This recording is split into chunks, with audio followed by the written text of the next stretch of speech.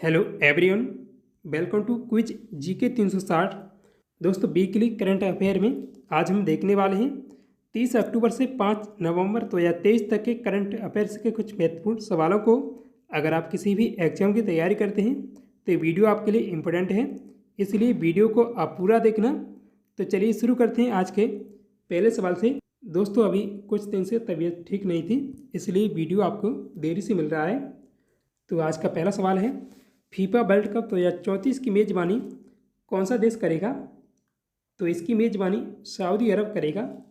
Answer option number A है Saudi अरब।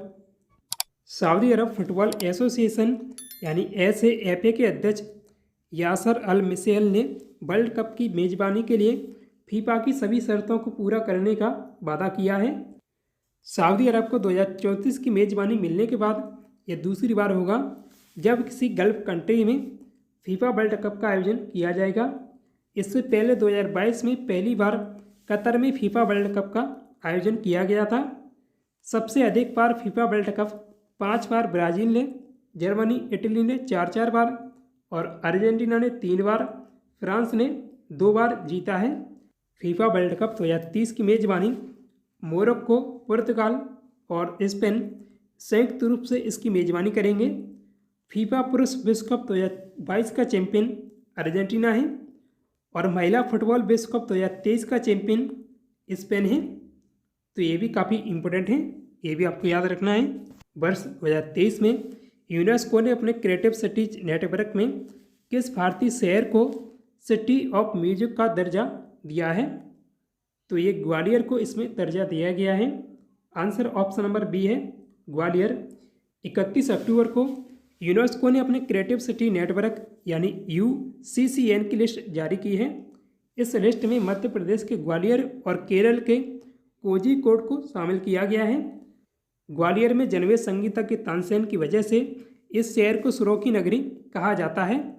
तानसेन बादशाह अकबर के 9 रत्नों में से एक थे। यूनेस्को अब ग्वालियर में अंतर्राष्ट्रीय स्तर के संगीत आयोजनों में भागीदारी करेगा। यूनेस्को ने UCCN लिस्ट में दुनिया भर के 55 शहरों को शामिल किया है। इसमें ग्वालियर को सिटी ऑफ म्यूजिक के रूप में शामिल किया गया है। ग्वालियर 500 साल से भी ज़्यादा अपनी संगीत परंपराओं को लेकर दुनिया भर में मशहूर है। संगीतज्ञ तानसेन और बैजू बावरा ग्वालियर के मशहूर संगीतकार थे। ग्वालियर को देश की तीसरी सिटी ऑफ म्यूजिक का खिताब हासिल हुआ है। इससे पहले बनारस यानी वाराणसी को साल 2015 में और चेन्नई को साल 2017 में सिटी ऑफ म्यूजिक का दर्जा मिल चुका है। ग्वालियर के अलावा कोझिकोड को साहित्य वर्ग में शामिल किया गया है। विश्व भर में ऐसे 65 शहर हैं जिन्हें यूनेस्को ने सिटी ऑफ म्यूजिक का दर्जा दिया है। यूनेस्को यूनाइटेड नेशंस यानी UN की संस्था है। इसका गठन हुआ था 16 नवंबर 1945 को। यूनेस्को का हेडक्वार्टर फ्रांस के पेरिस में स्थित है। तो याद रखिएगा, इस साल इस लिस्ट में 2 भारतीय शहरों को शामिल किया गया है, ग्वालियर और केरल के कोझिकोड को। ब्रिटिश एकेडमी बुक प्राइज 2023 की विजेता कौन बनी है? तो ये नंदिनी दास बनी है। आंसर ऑप्शन नंबर सी है नंदिनी दास। अपनी पुस्तक courting India, England, Mughal India and the origins of empire के लिए भारतवंशी लेखिका नंदिनी दास को यह पुरस्कार मिला है या उन्होंने जीता है। तो ये याद रखना है, भारतवंशी हैं। विजेता पुस्तक उनकी पहली पुस्तक है। नंदिनी दास ब्रिटेन के ऑक्सफोर्ड विश्वविद्यालय में अंग्रेजी साहित्य की प्रोफेसर हैं।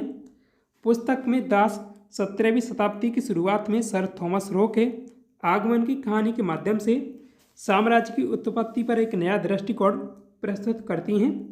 तो सर थॉमस रो को याद रखिएगा, इनके ऊपर ये कहानी लिखी गई है। सर थॉमस रो भारत के पहले अंग्रेज राजदूत थे। इसकी शुरुआत साल 2013 में हुई थी। इस पुरस्कार को पहले नाइफेल रोदन के नाम से जाना जाता था।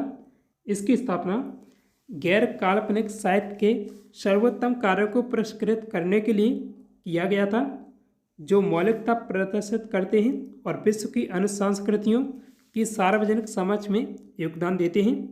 नंदिनी दास को 25,000 पाउंड की राशि मिलेगी और साथ ही शॉर्ट लिस्ट की गई प्रत्येक रचना को 1000 पाउंड दिए जाएंगे। भारतीय स्टेट बैंक यानी SBI के ब्रांड एम्बेसडर कौन बने हैं? तो MS धोनी को इसका ब्रांड एम्बेसडर बनाया गया है। आंसर ऑप्शन नंबर सी है, MS Dhoni. State bank of India यानी SBI ने पूर्व भारतीय क्रिकेट टीम के कप्तान महेंद्र सिंह धोनी को ब्रांड एम्बेसडर नियुक्त किया है। अब बैंक के सभी प्रचारों में धोनी का महत्वपूर्ण योगदान रहेगा। SBI के ब्रांड एम्बेसडर बनने के बाद धोनी बैंक के सभी कॉमर्शियल एडवर्टाइजमेंट में नजर आएंगे। धोनी ने 2 दिसंबर 2005 को चेपॉक स्टेडियम में श्रीलंका के खिलाफ डेब्यू किया था। साल 2007 में धोनी को इंडियन क्रिकेट टीम की कप्तानी सौंपी गई थी। टीम इंडिया के लिए धोनी ने अपनी कप्तानी में 3 ICC trophy, 2 test match trophy और 2 एशिया कप के खिताब जीते हैं। महेंद्र सिंह धोनी ने 15 अगस्त 2020 को इंटरनेशनल क्रिकेट से संन्यास लिया था। SBI property deposit branches, customers और कर्मचारियों के मामले में सबसे बड़ा कॉमर्शियल बैंक है और इसकी स्थापना 1 जुलाई 1955 में हुई है। SBI के हेडक्वार्टर मुंबई महाराष्ट्र में स्थित है। दिनेश कुमार खारा इसके अभी अध्यक्ष हैं। 8वीं बार सर्वश्रेष्ठ बैलोन डीयर अवार्ड 2023 से किसे सम्मानित किया गया है? तो पुरुषों में ये अवार्ड लियोन मेसी को दिया गया है और महिलाओं में एताना बोनमाती को मिला है। आंसर ऑप्शन नंबर बी है, लियोन मेसी। 2023 में बैलोन डीयर का यह 67वां वार्षिक समारोह था। इस इवेंट में अर्जेंटीना के फुटबॉलर लियोन मेसी को 8वीं बार सर्वश्रेष्ठ बैलोन डीयर अवार्ड से सम्मानित किया गया है। तो लियोन मेसी अर्जेंटीना के फुटबॉलर हैं। इंटर मियामी फुटबॉल क्लब के मालिक और फुटबॉल के दिग्गज खिलाड़ी डेविड बेकहम ने लियोन मेसी को इस पुरस्कार से सम्मानित किया है। लियोन मेसी को इससे पहले 2009, 2010, 11, 12, 15, 19 और 21 में भी बैलोन डीयर अवार्ड से अवार्ड उन्हें मिल चुका है। दूसरे नंबर पर क्रिस्टियानो रोनाल्डो हैं, जिन्हें 5 बार बैलोन डीयर अवार्ड से सम्मानित किया जा चुका है। मेसी बैलोन डीयर पुरस्कार जीतने वाले पहले मेजर लीग सॉकर खिलाड़ी बन गए हैं। इस इवेंट में महिलाओं का बैलोन डीयर अवार्ड स्पेन की खिलाड़ी एताना बोनमाती को दिया गया है। सीजन में सबसे ज़्यादा गोल करने वाले 23 वर्षीय अर्लिंग हालैंड ने गर्ड मूलर ट्रॉफी जीती है। कोरोना के कारण 2020 में बैलोन डीयर अवार्ड सेरेमनी का आयोजन नहीं हुआ था। बैलोन डीयर साल 1956 से फ्रांसीसी समाचार पत्रिका फ्रांस फुटबॉल द्वारा दिया जाने वाला एक वार्षिक फुटबॉल पुरस्कार है। सर्वश्रेष्ठ महिला खिलाड़ी को 2018 से बैलोन डीयर अवार्ड देने की परंपरा शुरू की गई। तो महिलाओं को यह पुरस्कार 2018 से दिया जा रहा है, लेकिन इसकी शुरुआत 1956 से हुई है। यह पुरस्कार सर्वश्रेष्ठ फुटबॉलर को दिया जाता है। गोवा में होने वाले 54वें भारतीय अंतर्राष्ट्रीय फिल्म महोत्सव यानी IFFI की अंतर्राष्ट्रीय प्रतियोगिता के लिए जूरी प्रमुख कौन बने हैं? तो इसके प्रमुख शेखर कपूर को बनाया गया है। आंसर ऑप्शन नंबर बी है, शेखर कपूर। 5 सदस्यीय जूरी में Jose Luis Alcaine, Jerome Pellaud, Catherine Dussart और हेलेन लेक भी शामिल हैं। 20 से 28 नवंबर 2023 तक IFFI महोत्सव का आयोजन गोवा में किया जाएगा। अंतर्राष्ट्रीय जूरी प्रतिष्ठित सर्वश्रेष्ठ फिल्म पुरस्कार के विजेताओं का चयन करेगी। निर्माता निर्देशक को सोने का मोर और 40 लाख रुपए और एक प्रमाण पत्र प्रदान किया जाता है। सभी कुत्तों का बाध्यकरण या नसबंदी करने वाला दुनिया का पहला देश कौन बना है? तो ऐसा करने वाला दुनिया का पहला देश भूटान बना है। तो इसका आंसर ऑप्शन नंबर सी है, भूटान। यह अभियान 2009 में शुरू किए गए इस अभियान के समापन समारोह की अध्यक्षता भूटान के प्रधानमंत्री लोटे शेरिंग ने की है। भूटान की राजधानी थिम्पू है और नगुल ट्रम इसकी मुद्रा है। PM मोदी ने मेरा युवा भारत मंच कहाँ से लॉन्च किया है? तो इसे नई दिल्ली से लॉन्च किया गया है। तो आंसर ऑप्शन नंबर बी है, नई दिल्ली। प्रधानमंत्री नरेंद्र मोदी ने 31 अक्टूबर को राष्ट्रीय एकता दिवस के अवसर पर कर्तव्य पथ नई दिल्ली में देश के युवाओं के लिए मेरा युवा भारत यानी माई भारत मंच का शुभारंभ किया। इसकी शुरुआत आज़ादी के अमृत महोत्सव समापन समारोह के उपलक्ष्य में की गई है। तो ये भी आपको याद रखना है। आज़ादी का अमृत महोत्सव का समापन समारोह है, उसके उपलक्ष्य में इसकी शुरुआत की गई है। युवा भारत या माई भारत यह एक स्वायत्त निकाय है जो राष्ट्रीय युवा नीति में दी गई युवा की परिभाषा के अनुरूप यानी 15 से 29 वर्ष की आयु वर्ग के युवाओं को लाभान्वित करेगा। वहीं विशेष रूप से किशोरों के लिए बनाए गए कार्यक्रम के मामले में लाभार्थियों की आयु 10 से 19 वर्ष रखी गई है। 31 अक्टूबर को पीएम मोदी ने गुजरात में नर्मदा जिले के केवड़िया में स्टैच्यू ऑफ यूनिटी पर सरदार वल्लभ भाई पटेल की 148वीं जयंती के मौके पर श्रद्धांजलि दी। इस मौके पर पीएम मोदी ने दिल्ली में अमृत वाटिका और अमृत महोत्सव मेमोरियल का उद्घाटन भी किया। और इस मौके पर गृह मंत्री अमित शाह ने दिल्ली में मेजर ध्यानचंद स्टेडियम में रन फॉर यूनिटी कार्यक्रम को हरी झंडी दिखाई। आगे भी आप इसे पढ़ लीजिएगा। सुल्तान इब्राहिम इस्कंदर किस देश के नए राजा बने हैं? तो ये मलेशिया के नए राजा बने हैं। आंसर ऑप्शन नंबर बी है, मलेशिया। इब्राहिम इस्कंदर 31 जनवरी 2024 को वर्तमान राजा अल सुल्तान अब्दुल्ला का स्थान लेंगे। इब्राहिम को मलेशिया का 17वां राजा चुना गया है। नए राजा सुल्तान इब्राहिम इस्कंदर 64 साल के हैं। वह मलेशिया के दक्षिण राज्य जोहर के रहने वाले हैं। जोहर मुस्लिम बहुल देश मलेशिया में राजा का चुनाव 5 साल में होता है। मलेशिया में राजा इस्लाम के प्रमुख और आर्म्ड फोर्स के कमांडर इन चीफ के रूप में कार्य करता है। 1957 में ब्रिटेन से आज़ादी के बाद मलेशिया में राजशाही व्यवस्था बरकरार है। मलेशिया की राजधानी कुआलालंपुर है। रिंगिट इसकी मुद्रा है। अनवर इब्राहिम प्रधानमंत्री हैं मलेशिया के। देश की पहली satellite based gigabyte broadband service किस कंपनी ने लॉन्च की है? तो ये रिलायंस जियो के द्वारा लॉन्च की गई है। आंसर ऑप्शन नंबर सी है, रिलायंस जियो। 27 अक्टूबर को दिल्ली के प्रगति मैदान में 3 दिवसीय इंडिया मोबाइल कांग्रेस यानी IMC 2023 का आयोजन किया गया। इस इवेंट में रिलायंस जियो ने देश की पहली satellite based gigabyte broadband service Jio space fibre launch की है। जियो स्पेस फाइबर से देश के पिछड़े इलाकों यानी रिमोट एरिया में भी हाई स्पीड इंटरनेट की सुविधा मिलेगी। जियो ने लेटेस्ट मीडियम अर्थ ऑर्बिट यानी MEO सैटेलाइट के टेक्निकल बेनिफिट्स के लिए ग्लोबल सैटेलाइट ऑपरेटर SES के साथ साझेदारी की है। MEO के जरिए जियो स्पेस फाइबर से दूर दराज इलाकों में भी जियो ट्रू 5G नेटवर्क मिलेगा। रिलायंस जियो की स्थापना साल 2007 में मुकेश अंबानी ने की थी। आकाश अंबानी को 27 जून 2022 को रिलायंस जियो का चेयरमैन नियुक्त किया गया है। भारतीय महिला क्रिकेट टीम के मुख्य कोच कौन बने हैं? तो ये अमोल मजूमदार बने हैं। आंसर ऑप्शन नंबर बी है, Amol Majumdar. Board of control for India यानी BCCI ने अमोल मजूमदार को महिला क्रिकेट टीम का मुख्य कोच नियुक्त किया है। वह ऋषि कानेटकर की जगह लेंगे। अमोल मजूमदार साल 2021 में मुंबई क्रिकेट टीम के मुख्य कोच थे।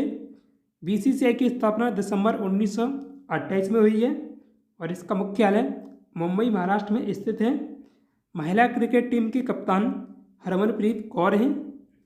हाल ही में क्रिकेटर सचिन तेंदुलकर की प्रतिमा का अनावरण कहाँ किया गया? तो इसका अनावरण मुंबई के वानखेड़े स्टेडियम में किया गया है। आंसर ऑप्शन नंबर बी है, मुंबई। 1 नवंबर को सचिन तेंदुलकर की प्रतिमा का अनावरण मुंबई के वानखेड़े स्टेडियम में किया गया। ये प्रतिमा स्टेडियम में सचिन तेंदुलकर स्टैंड के पास स्थापित की गई है। सचिन ऐसे दूसरे क्रिकेटर हैं जिनकी प्रतिमा किसी स्टेडियम में लगाई गई है। देखिए दोस्तों, वीडियो काफ़ी लंबा ना हो जाए इसलिए आप थोड़ा इसे देख लीजिएगा। ये भी काफ़ी इम्पोर्टेंट है जो भी इसमें दिया गया है, तो यह आप यहाँ से देख लीजिएगा। दुनिया की सबसे ऊंची चोटी माउंट एवरेस्ट के बेस कैंप तक पहुँचने वाली झारखंड की सबसे कम उम्र की लड़की कौन बनी है? जिनकी उम्र 9 वर्ष है। तो ये टियाना बुधिया बनी है। आंसर ऑप्शन नंबर सी है, टियाना बुधिया। मुतमिज सैलवी माउंट एवरेस्ट फतह करने वाली तमिलनाडु की पहली महिला हैं। झारखंड की राजधानी रांची है और इसके मुख्यमंत्री हेमंत सोरेन हैं। CP राधाकृष्णन इसके राज्यपाल हैं। दोस्तों, अगर आप डेली करंट अफेयर्स के वीडियो चाहते हैं तो आपका अपना दूसरा चैनल है 4 आवर्स स्टडी, तो आप उस पर जाके देख सकते हैं। तो आगे क्वेश्चन है, रॉबर्ट फिको किस देश के नए प्रधानमंत्री बने हैं? तो ये स्लोवाकिया के नए प्रधानमंत्री बने हैं। आंसर ऑप्शन नंबर सी है, स्लोवाकिया। रॉबर्ट फिको 26 अक्टूबर को चौथी बार स्लोवाकिया के प्रधानमंत्री का पद उन्होंने संभाला है।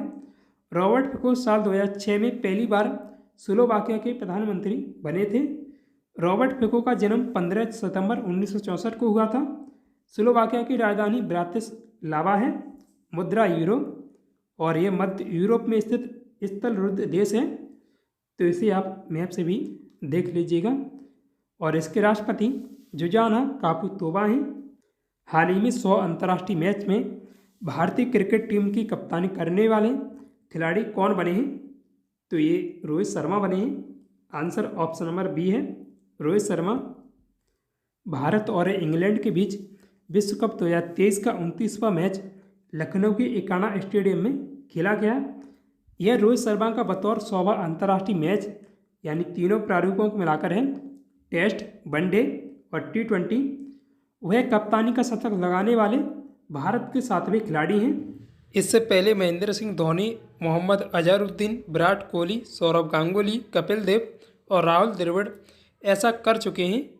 ओवरऑल रोहित 100 अंतर्राष्ट्रीय मैचों में कप्तानी करने वाले दुनिया के 50वें खिलाड़ी बने हैं। MS धोनी 332 अंतर्राष्ट्रीय मैचों में कप्तानी करने के मामले में देश के शीर्ष खिलाड़ी बने हुए हैं। रोहित शर्मा ने अपने 18,000 अंतर्राष्ट्रीय मैच भी पूरे किए हैं। उन्हें यह मुकाम इंग्लैंड के खिलाफ मैच में खेलते हुए हासिल किया है या हुआ है। रोहित ऐसा करने वाले 5वें भारतीय बल्लेबाज बने हैं। स्विस वॉच कंपनी राडो ने किस बॉलीवुड अभिनेत्री को ग्लोबल ब्रांड एम्बेसडर बनाया है? तो एक कैटरीना कैफ को बनाया गया है। आंसर ऑप्शन नंबर बी है, कैटरीना कैफ। राडो की ब्रांड एम्बेसडर बनने के बाद कैटरीना कैफ ने नई सेट्रिक्स वॉच भी लॉन्च की है। कैटरीना कैफ ने अपना बॉलीवुड डेब्यू साल 2003 में फिल्म बूम से किया था। कैटरीना कैफ का जन्म 19 जुलाई 1983 को हांगकांग में हुआ था। कैटरीना ने बॉलीवुड के साथ तेलुगु और मलयालम फिल्मों में भी काम किया है। उन्हें आईफा अवार्ड और 3 बार फिल्म फेयर अवार्ड भी मिल चुका है। राडो की स्थापना 1917 में हुई थी और इसका हेडक्वार्टर लेग्नोव स्विट्जरलैंड में स्थित है। राडो के CEO मैथियास ब्रेस्चन हैं। पैरा एशियन गेम्स के एक ही सीजन में 2 बार गोल्ड मेडल जीतने वाली पहली भारतीय महिला खिलाड़ी कौन बनी है? तो ऐसा करने वाली पहली भारतीय महिला खिलाड़ी शीतल देवी बनी है। आंसर ऑप्शन नंबर बी है, शीतल देवी। 27 अक्टूबर को चीन के होंगजू शहर में आयोजित पैरा एशियन गेम्स 2023 में, ये 2022 के गेम्स थे लेकिन 2023 में इनका आयोजन हुआ है, तो तीरंदाजी शीतल देवी ने 2 गोल्ड मेडल जीते हैं। इसी के साथ वह सीजन में 2 बार गोल्ड मेडल जीतने वाली पहली भारतीय महिला खिलाड़ी बन गई हैं।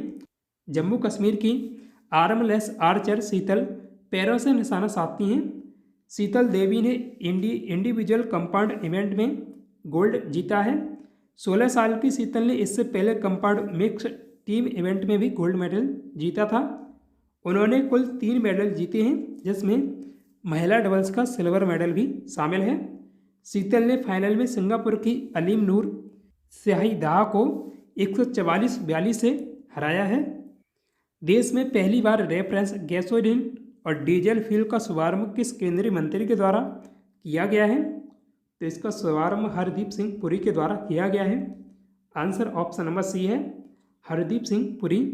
26 अक्टूबर को इंडियन ऑयल कॉरपोरेशन यानी IOC ने वाहनों के परीक्षण में इस्तेमाल होने वाला स्पेशल फ्यूल रेफरेंस का उत्पादन शुरू किया है। तो ये इंडियन ऑयल कॉरपोरेशन के द्वारा शुरू किया गया है इसका उत्पादन। इस फ्यूल को गाड़ियों की टेस्टिंग, इंजन कैलिब्रेशन और सर्टिफिकेशन में इस्तेमाल किया जाता है। पेट्रोलियम और प्राकृतिक गैस मंत्री हरदीप सिंह पुरी ने भारत में पहली बार आईओसी द्वारा उत्पादित रेफरेंस गैसोलीन और डीजल फ्यूल का शुभारंभ किया। Reference fuel high level purity का ईंधन होता है जो सामान्य और प्रीमियम पेट्रोल या डीजल से काफ़ी बेहतर होता है। पेट्रोल रेफरेंस फ्यूल का उत्पादन पारादीप रिफाइनरी में होगा और वहीं डीजल रेफरेंस फ्यूल का उत्पादन पानीपत रिफाइनरी में किया जाएगा। विशेष अभियान पदक 2023 के लिए कितने पुलिस कर्मियों को चुना गया है? तो ये 204 पुलिस कर्मियों को पुरस्कार दिए जाएंगे 2023 में। आंसर ऑप्शन नंबर बी है 204। वर्ष 2023 के लिए केंद्रीय गृह मंत्री का विशेष ऑपरेशन पदक 4 विशेष ऑपरेशनों के लिए प्रदान किया गया है। इस पुरस्कार की शुरुआत साल 2018 में की गई थी और इसकी जो घोषणा हर साल 31 अक्टूबर को की जाती है। अक्टूबर 2023 में जीएसटी संग्रह कितने करोड़ रहा है?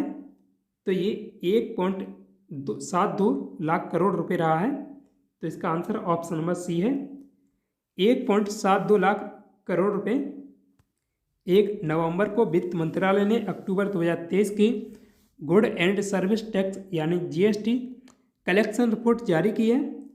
इसके अनुसार अक्टूबर 2023 में जीएसटी कलेक्शन 1.72 लाख करोड़ रुपए रहा है जो अब तक का दूसरा सर्वाधिक कलेक्शन है। अक्टूबर 2022 में जीएसटी कलेक्शन 1.52 लाख करोड़ रुपए रहा था जो इस बार 13% ज़्यादा है। अब तक सबसे ज़्यादा जीएसटी कलेक्शन अप्रैल माह का 2023 में 1.87 लाख करोड़ रुपए रहा है। अक्टूबर 2023 में कुल जीएसटी राजस्व 5.7 से बढ़कर 1,72,003 करोड़ रुपए हो गया है। जीएसटी को वस्तुओं की खरीदारी और सेवाओं का उपयोग करने के लिए देना होता है। जीएसटी 1 जुलाई 2017 से देश के सभी स्टेट्स और यूनियन टेरिटरी में लागू किया गया था। पैरा एशियन गेम्स 2023 में सुमित अंतिल ने किस स्पर्धा में स्वर्ण पदक जीता है? तो उन्होंने भाला फेंक या जेवलिन थ्रो में ये पदक जीता है। आंसर ऑप्शन नंबर बी है जेवलिन थ्रो। चीन के होंगजू शहर में आयोजित एशियन पैरा गेम्स 2023 में सुमित अंतिल ने जेवलिन थ्रो में गोल्ड मेडल जीता है। सुमित ने 73.29 मीटर भाला फेंक कर नया रिकॉर्ड बनाया है। सुमित अंतिल सोनीपत हरियाणा के निवासी हैं। अंतर्राष्ट्रीय प्रतिस्पर्धा नेटवर्क यानी आईसीएन का नया सदस्य कौन बना है? तो भारतीय प्रतिस्पर्धा आयोग बना है। आंसर ऑप्शन नंबर बी है भारतीय प्रतिस्पर्धा आयोग। भारतीय प्रतिस्पर्धा आयोग अंतर्राष्ट्रीय प्रतिस्पर्धा नेटवर्क यानी आईसीएन की 18 सदस्यीय संचालन समिति का सदस्य बन गया है। संचालन समिति अंतर्राष्ट्रीय प्रतिस्पर्धा नेटवर्क की सर्वोच्चतम संस्था है। अंतर्राष्ट्रीय प्रतिस्पर्धा नेटवर्क में 140 प्रतिस्पर्धा एजेंसियां शामिल हैं। यह पहली बार है कि सीसीआई आईसीएन के संचालन समूह का सदस्य बना है और सदस्यता 2 साल के लिए है। अंतर्राष्ट्रीय प्रतिस्पर्धा नेटवर्क इसकी स्थापना 2001 में हुई थी। यह एक अनौपचारिक आवासीय नेटवर्क है जो विश्व स्तर पर प्रतिस्पर्धा कानून अधिकारियों के बीच सहयोग को सुविधाजनक बनाना चाहता है। वर्तमान में इसका नेतृत्व जर्मनी के एंड्रियास मुंड कर रहे हैं। भारतीय प्रतिस्पर्धा आयोग यानी सीसीआई का गठन 14 अक्टूबर 2023 को प्रतिस्पर्धा आयोग अधिनियम 2002 के तहत किया गया था। इसका उद्देश्य भारतीय बाजार में प्रतिस्पर्धा को प्रभावित करने वाली प्रथाओं को खत्म करना और उपभोक्ताओं के हितों की रक्षा करना है। सीसीआई में केंद्र सरकार द्वारा नियुक्त एक अध्यक्ष और 6 सदस्य होते हैं। प्रतिवर्ष जो जिला वॉर डे कब मनाया जाता है? तो ये दिवस हर साल 1 नवंबर को मनाया जाता है। आंसर ऑप्शन नंबर बी है 1 नवंबर। 1 नवंबर को जम्मू कश्मीर में द्रास के पास जोजिला युद्ध स्मारक पर जोजिला दिवस मनाया गया। इस मौके पर साल 1948 में भारत पाकिस्तान युद्ध के दौरान शहीद हुए सैनिकों को श्रद्धांजलि दी गई। लेह स्थित फायर एंड फ्यूरी कॉर्प्स के द्रास वॉरियर्स ने शहीद सैनिकों को श्रद्धांजलि अर्पित की। साल 1948 में ऑपरेशन बाइसन में भारतीय सैनिकों की वीरतापूर्ण कार्रवाई के जश्न में जोजिला दिवस मनाया जाता है। लद्दाख के प्रवेश द्वार जोजिला पास की बर्फीली ऊंचाइयों पर पाकिस्तानी घुसपैठियों के कारण इस ऑपरेशन को अंजाम दिया गया था। भारतीय सेना ने पाकिस्तानी घुसपैठियों को खदेड़कर लद्दाख के जोजिला पर कब्जा किया था। जोजिला पास भारत की सबसे खतरनाक सड़कों में से एक है। जोजिला पास 11,500 फीट से अधिक ऊंचाई पर स्थित है और कश्मीर घाटी को लद्दाख क्षेत्र से जोड़ता है। जोजिला हिमालय में एक ऊंचा पहाड़ी दर्रा है। यह भारतीय केंद्र शासित प्रदेश लद्दाख के कारगिल जिले जो द्रास उपखंड में स्थित है। इस राज्य की प्रियंका गोस्वामी ने 37वें राष्ट्रीय खेलों में महिलाओं की 20 किलोमीटर वॉक रेस में नया रिकॉर्ड बनाया है। तो ये जो प्रियंका गोस्वामी है उत्तर प्रदेश की निवासी हैं। आंसर ऑप्शन नंबर सी है, उत्तर प्रदेश। प्रियंका ने महिलाओं की 20 किलोमीटर रेस वॉक में 1 घंटा 36 मिनट और 35 सेकंड के प्रभावशाली समय के साथ एक नया राष्ट्रीय रिकॉर्ड भी बनाया है। मध्य प्रदेश की पलक शर्मा ने महिलाओं की 3M स्प्रिंग बोर्ड प्रतियोगिता में स्वर्ण पदक जीता है, जबकि सर्विसेज के H लंदन सिंह ने पुरुषों की प्रतियोगिता में स्वर्ण पदक जीता। मध्य प्रदेश की आद्या सिंह ने महिलाओं की आधुनिक पेंटाथलॉन में स्वर्ण पदक जीता, जबकि महाराष्ट्र के मयंक चापेकर ने पुरुषों की आधुनिक पेंटाथलॉन में स्वर्ण पदक जीता। कौन सा देश दुनिया का सबसे बड़ा अंडर वाटर टेलीस्कोप ट्राइडेंट बना रहा है? तो ऐसा चीन कर रहा है। आंसर ऑप्शन नंबर सी है, चीन। 23 अक्टूबर को space.com मैगजीन ने खुलासा किया है कि चीन दुनिया का सबसे बड़ा अंडर वाटर टेलीस्कोप ट्राइडेंट बना रहा है। यह टेलीस्कोप पानी के अंदर मौजूद घोस्ट पार्टिकल्स की खोज करेगा। साल 2030 में पायलट प्रोजेक्ट के तहत यह दूरबीन शुरू हो जाएगी।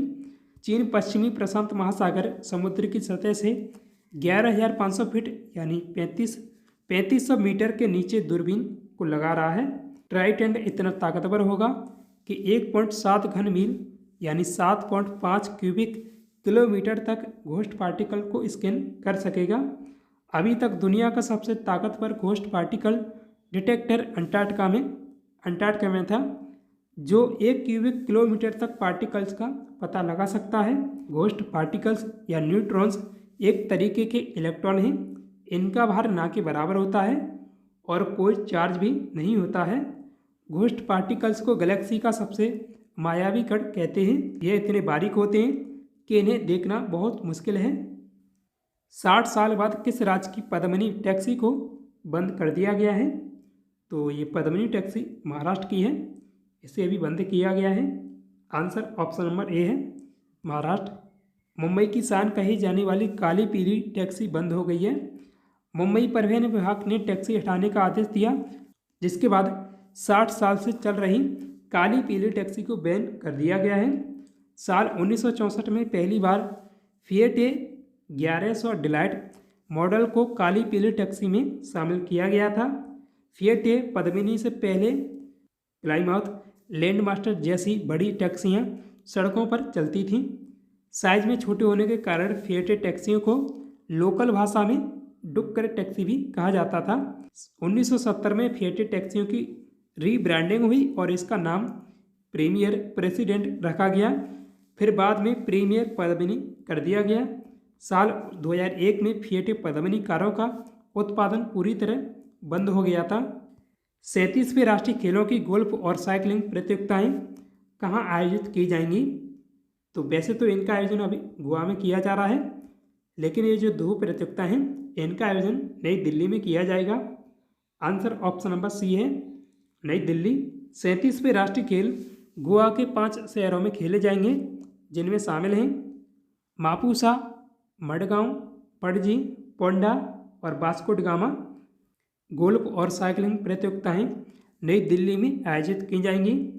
Football, role ball, Kalaripayattu, sepak टकराव को पहली बार नेशनल गेम्स में शामिल किया गया है। नेशनल गेम्स पहली बार 1924 में तत्कालीन भारत के लाहौर में आयोजित किए गए थे। साल 1938 तक नेशनल गेम्स को इंडियन ओलंपिक गेम्स के नाम से जाना जाता था। स्वीडन की दूरसंचार उपकरण निर्माता कंपनी एरिक्सन ने भारत में सच्ची शोध एवं विकास यानी R&D के केंद्र किस शहर में स्थापित करने की घोषणा की है? तो इसका केंद्र चेन्नई में स्थापित किया जाएगा। आंसर ऑप्शन नंबर सी है, चेन्नई। एरिक्सन यह एक स्वीडिश बहुराष्ट्रीय नेटवर्किंग और दूरसंचार कंपनी है। स्टॉकहोम स्वीडन में इसका मुख्यालय स्थित है और इसकी स्थापना 1876 में हुई है। अध्यक्ष रोनी लेटेन है। सीईओ बोरजे एक होम है। और अभी नोकिया ने अपनी 60 लैब बेंगलुरु कर्नाटक में स्थापित की है। तमिलनाडु की राजधानी चेन्नई। M.K. स्टालिन इसके मुख्यमंत्री हैं। R.N. रवि तमिलनाडु के राज्यपाल हैं। झारखंड के सबसे लंबे पुल का उद्घाटन किसके द्वारा किया गया है? तो झारखंड के मुख्यमंत्री हेमंत सोरेन ने इसका उद्घाटन किया है। आंसर ऑप्शन नंबर बी है, हेमंत सोरेन। यह पुल झारखंड के दुमका जिले में मयूराक्षी नदी पर बनाया गया है। इस पुल का नाम शिवम गुरु शिबू सोरेन के नाम पर रखा गया है। यह राज्य का सबसे लंबा पुल है और इसकी लंबाई 2.34 किलोमीटर है। 1 नवंबर 2023 को कितने राज्यों का स्थापना दिवस मनाया गया? तो 8 राज्यों का स्थापना दिवस मनाया जाता है 1 नवंबर को। आंसर ऑप्शन नंबर सी है, 8। 1 नवंबर को गोवा के राजभवन में 8 राज्यों और 5 केंद्र शासित प्रदेशों का स्थापना दिवस मनाया गया। यह भारत के पूर्व उपराष्ट्रपति वेंकैया नायडू और गोवा के राज्यपाल CPS श्रीधरन की उपस्थिति में मनाया गया। आगे आप डिटेल से देख लीजिएगा। नेशनल मेडिकल कमीशन यानी NMC द्वारा देश में डॉक्टरों के लिए कौन सा प्लेटफॉर्म लॉन्च किया जाएगा? तो ये platform one nation one registration launch किया गया है। आंसर ऑप्शन नंबर बी है, वन नेशन वन रजिस्ट्रेशन। आप डिटेल से इसे देख लेना। NMC की स्थापना 25 दिसंबर 2020 को हुई थी और इसका हेडक्वार्टर नई दिल्ली में स्थित है। NMC के चेयरपर्सन डॉक्टर सुरेश चंद्रा शर्मा हैं। हाल ही में मध्य प्रदेश हाई कोर्ट में कितने नए जजों की नियुक्ति की गई है? तो इसमें 3 नए जज बनाए गए हैं। आंसर ऑप्शन नंबर बी है, 3। मध्य प्रदेश हाई कोर्ट के मुख्य न्यायाधीश रवि मलवट ने तीनों जजों को शपथ दिलाई है और मध्य प्रदेश हाई कोर्ट जबलपुर में स्थित है। इसकी शुरुआत 1 नवंबर 1956 को हुई थी। सतर्कता जागरूकता सप्ताह 2023 में कब से कब तक मनाया गया? तो 30 अक्टूबर से 5 नवंबर 2023 तक मनाया गया है। आंसर ऑप्शन नंबर सी है, 30 अक्टूबर से 5 नवंबर 2023 में इस दिवस की थीम है भ्रष्टाचार का विरोध करें और राष्ट्र के प्रति समर्पित रहें। केंद्रीय सतर्कता आयुक्त प्रवीण कुमार श्रीवास्तव और सतर्कता आयुक्त अरविंद कुमार ने नई दिल्ली में सतर्कता भवन में केंद्रीय सतर्कता आयोग के अधिकारियों को सत्यनिष्ठा की शपथ दिलाई। हाल ही में किस अभिनेत्री को जामिया मिलिया इस्लामिया यानी JMI की ओर से सर्वोच्च सम्मान इम्तियाज ये जामिया से सम्मानित किया गया है? तो ये अवार्ड मिला है शर्मिला टैगोर जी को। आंसर ऑप्शन नंबर बी है, शर्मिला टैगोर। टैगोर को विश्वविद्यालय के 103वें स्थापना दिवस पर जामिया की कुलपति नजमा अख्तर ने पुरस्कार से सम्मानित किया। उन्हें हिंदी सिनेमा में उनके योगदान के लिए यह पुरस्कार मिला है। जामिया मिलिया इस्लामिया भारत के नई दिल्ली में स्थित एक केंद्रीय विश्वविद्यालय है। इसकी स्थापना 29 अक्टूबर 1920 को हुई थी। भारत और किस देश के बीच Akhaura Agartala cross border rail link परियोजना का उद्घाटन किया गया है? तो ये काफ़ी इम्पोर्टेंट है, ये आपको याद रखना है। तो इसका आंसर ऑप्शन नंबर डी है, बांग्लादेश।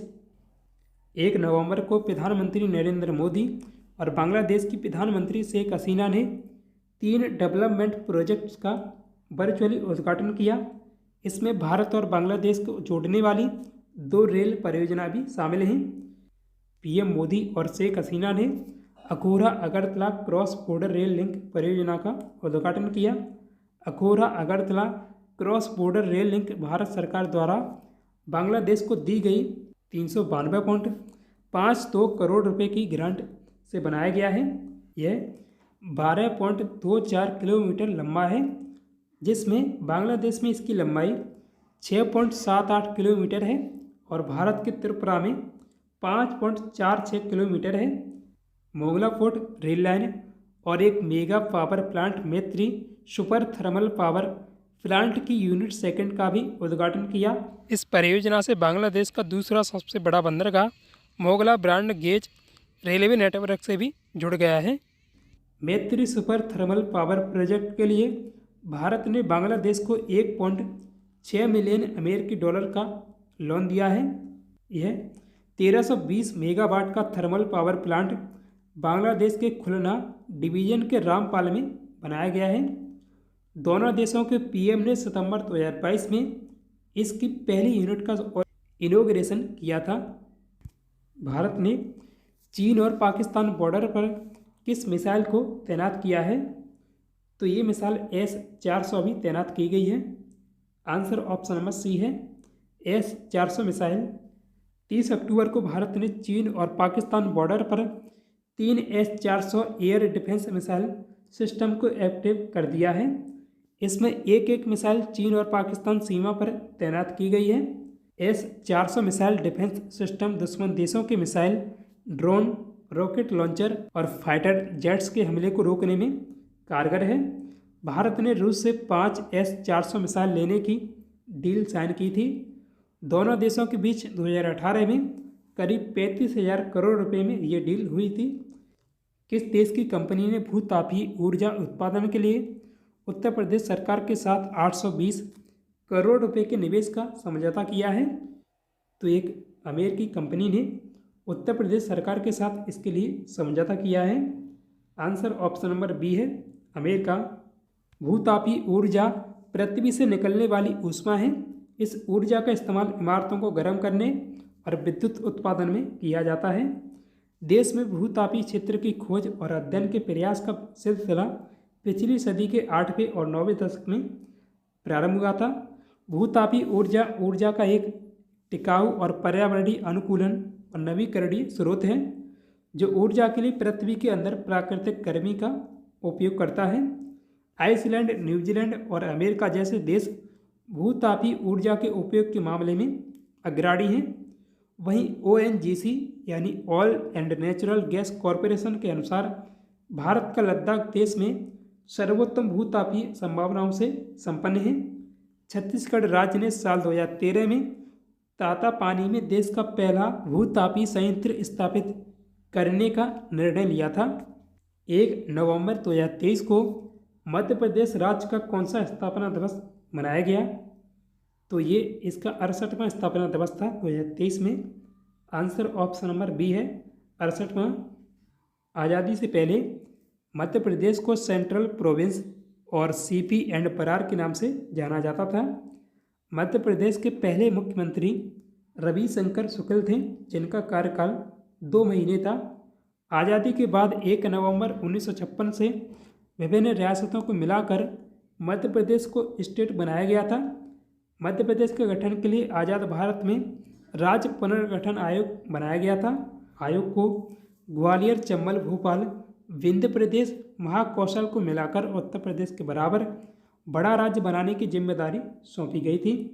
मध्य प्रदेश का नाम पूर्व प्रधानमंत्री जवाहरलाल नेहरू ने रखा था और भोपाल को इस प्रदेश की राजधानी बनाया था। मध्य प्रदेश की पहली महिला मुख्यमंत्री उमा भारती हैं, जिनका कार्यकाल 8 दिसंबर 2003 से 23 अगस्त 2004 तक रहा है। मध्य प्रदेश में 10 संभाग हैं और जिलों की संख्या 57 है। मध्य प्रदेश का राजकीय खेल मलखम्ब है और इसका राजकीय नृत्य राई है।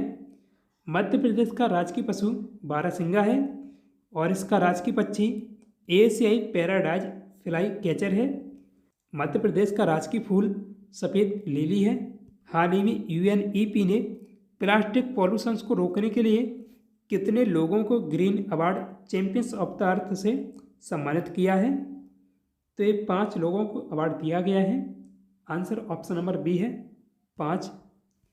यूनाइटेड नेशंस एनवायरनमेंट प्रोग्राम यानी UNEP ने 30 अक्टूबर 2023 को नए आइडियाज़ की मदद से प्लास्टिक पॉल्यूशन रोकने पर काम कर रहे लोगों और ऑर्गेनाइजेशन को सम्मानित किया है। UNEP ने कुल 5 लोगों और समूहों को अपने बड़े green award champions of the earth से नवाजा है। 37वें नेशनल गेम्स में गोल्ड मेडल जीतने वाली ज्योति यारा जी किस राज्य की निवासी हैं? तो ये ज्योति यारा जी आंध्र प्रदेश की निवासी हैं। आंसर ऑप्शन नंबर बी है आंध्र प्रदेश। आंध्र प्रदेश की ज्योति यारा जी ने विमेंस 100 मीटर हर्डल रेस यानी बाधा दौड़ को महज 13.22 सेकंड में पूरा कर गोल्ड मेडल जीता है। इससे पहले चीन के होंगजू शहर में हुए एशियन गेम्स 2023 में ज्योति ने हर्डल रेस में सिल्वर मेडल जीता था। किस राज्य के तेजस अशोक सिरसे ने 37वें नेशनल गेम्स में नया रिकॉर्ड बनाया है? तो तेजस अशोक सिरसे महाराष्ट्र के निवासी हैं। आंसर ऑप्शन नंबर बी है महाराष्ट्र। 37वें राष्ट्रीय खेलों में महाराष्ट्र के तेजस अशोक सिरसे ने पुरुषों की 110 मीटर बाधा दौड़ में नया राष्ट्रीय रिकॉर्ड बनाया है। तेजस ने सिर्फ 13.71 सेकंड के समय में रेस पूरी कर ये रिकॉर्ड अपने नाम किया है। उन्होंने 13.80 सेकंड में रेस पूरी करने का अपना पिछला रिकॉर्ड तोड़कर ये नया रिकॉर्ड स्थापित किया है। छत्तीसगढ़ में होने वाले विधानसभा चुनाव 2023 के लिए प्रदेश की पहली मतदाता कौन बनी है? तो ये दादी जी हैं बुद्यारेन बाई ये बनी हैं। आंसर ऑप्शन नंबर सी है बुद्यारेन बाई। बुद्यारेन बाई जिनकी उम्र 102 साल है, वे छत्तीसगढ़ के अंतागढ़ विधानसभा क्षेत्र के कोडोखस की मतदाता हैं। छत्तीसगढ़ की राजधानी रायपुर है। भूपेश बघेल अभी इसके मुख्यमंत्री हैं। विश्वभूषण हरिचंदन छत्तीसगढ़ के राज्यपाल हैं। Climate change expert professor Saleem ul Haq का निधन हुआ। वे किस देश के निवासी थे? तो वे बांग्लादेश के निवासी थे। आंसर ऑप्शन नंबर बी है बांग्लादेश। 15वें जनजातीय युवा आदान प्रदान कार्यक्रम का उद्घाटन किस शहर में किया गया है? तो इसका उद्घाटन मुंबई में किया गया है। आंसर ऑप्शन नंबर सी है मुंबई। इस कार्यक्रम का मुख्य उद्देश्य है आदिवासी युवाओं में जिज्ञासा पैदा करना और उन्हें मुख्य धारा के विकास का हिस्सा बनाने के लिए प्रोत्साहित करना। आईफोन मैन्युफैक्चरिंग कंपनी वेस्ट्रॉन के बोर्ड ने अपनी भारतीय यूनिट किस कंपनी को बेचने की मंजूरी दी है? तो ये टाटा ग्रुप को बेचने की मंजूरी दी गई है। आंसर ऑप्शन नंबर सी है टाटा ग्रुप। साल 2017 में वेस्ट्रॉन ने भारतीय बाजार में एप्पल के लिए आईफोन का प्रोडक्शन शुरू किया था। वेस्ट्रॉन का हेडक्वार्टर ताइवान में स्थित है और इसके सीईओ जेफ ली हैं। टाटा ग्रुप की स्थापना जमशेदजी टाटा ने साल 1868 में मुंबई में की थी। रतन टाटा वर्तमान में इसके चेयरमैन हैं। मैथ्यू पेरी जिनका अभी हाल ही में निधन हुआ, वे किस क्षेत्र से संबंधित थे? तो वे प्रसिद्ध अभिनेता थे। आंसर ऑप्शन नंबर बी है अभिनेता। 29 अक्टूबर को लॉस एंजल्स में अमेरिका में हॉलीवुड एक्टर का निधन हो गया। मैथ्यू पेरी ने दुनिया के बेहतरीन टीवी सीरीज में शामिल फ्रेंड्स में चैंडलर विक का रोल प्ले किया था। महिला डिलीवरी पार्टनर्स के लिए मातृत्व बीमा योजना किस कंपनी ने लॉन्च की है? तो जोमेटो के द्वारा की गई है। आंसर ऑप्शन नंबर बी है जोमेटो। ये काफ़ी महत्वपूर्ण योजना है, इसलिए आप इसे डिटेल से देख लीजिएगा। जोमेटो की स्थापना पंकज चड्ढा और दीपिंदर गोयल ने साल 2008 में की थी और इसका हेडक्वार्टर हरियाणा के गुरुग्राम में स्थित है। देखिए आगे 2-3 और सवाल हैं, इन्हें आप देख लेना। इनका उत्तर भी साथ में दिया हुआ है। तो एक ये है, आगे दूसरा ये है और लास्ट 50 क्वेश्चन की वीडियो थी पूरी। आज का टेस्ट क्वेश्चन है, समुद्रगुप्त की प्रशस्ति संस्कृत में एक कविता के रूप में किस कवि द्वारा लिखी गई थी, जिसे इलाहाबाद के अशोक स्तंभ पर अंकित किया गया है? तो इसका आंसर आप कमेंट करें। सो दोस्तों, उम्मीद है आपको वीडियो पसंद आया होगा। वीडियो को लाइक करें। साथ ही डेली ऐसे वीडियो पाने के लिए अपने क्विज जीके 360 यूट्यूब चैनल को सब्सक्राइब भी कीजिएगा। Thanks for watching this video. जय हिंद, जय भारत।